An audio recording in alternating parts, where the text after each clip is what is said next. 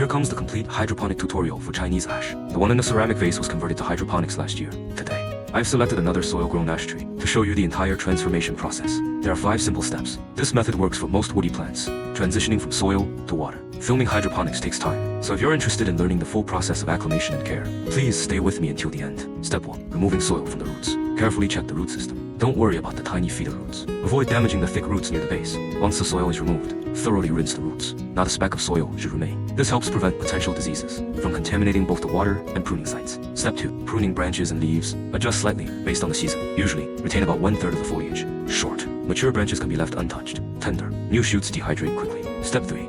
Trimming the root system. Cut off all fine roots. Roots grown in soil can't handle the oxygen environment of water, and they'll decay quickly, polluting the water and slowing root development.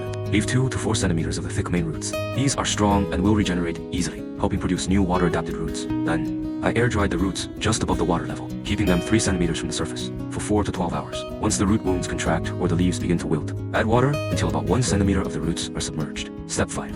Growing aquatic roots. Place the plant in a shaded, well-ventilated area. No rooting solution is needed. In 2 to 4 weeks, new adventitious roots will grow. Let me use 2 other plants to show you the difference between adventitious roots and woody roots. These smooth, white roots with outside branches are adventitious. They develop from the plant's remaining roots or stem tissue as a natural response to environmental change. Adventitious roots are a good sign, but they're only half the journey to success. They're delicate and sensitive. Avoid frequent handling or big temperature swings during water changes, as this could cause them to rot. True hydroponic success comes when the plant begins growing woody roots. These develop from the early adventitious roots, and they aren't always white. They can be brown or close to the plant's natural tones. Woody roots are strong, durable, and resilient. With them, your plant becomes even easier to care for than in soil. Even if some fine roots decay, woody roots quickly regenerate new ones, giving your plant powerful protection and support. Now let's talk about hydroponic cymbidium orchids and 3 important care tips during their sprouting stage. Reminder: always protect and respect orchid species. This plant was cultivated, not taken from the wild. Tip 1. Cymbidiums love shade, but during the budding phase, they benefit from soft, morning or evening sunlight. This encourages photosynthesis and helps new growth emerge more quickly. Tip 2. Don't let the water level get too high. Keep about half the roots submerged. Too much water can rise into the planting basket, creating excess moisture near the buds and causing black spots or decay. Tip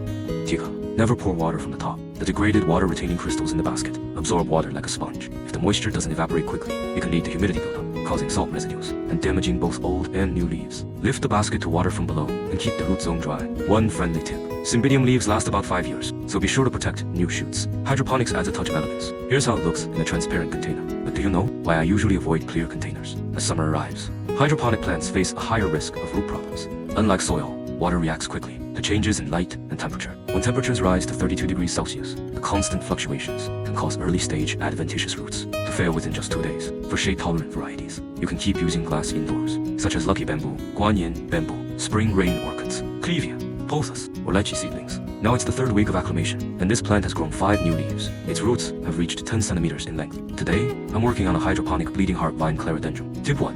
You can skip the 500 fungicide soil. Keeping things natural is often best for home care. Tip 2. The main root doesn't need trimming. You may remember in earlier tutorials, we trimmed soil roots. But here, we only need to remove fine roots. For beginners, the bleeding heart vine is perfect. Long blooming periods, plenty of flowers, and very beginner-friendly for hydroponic growing.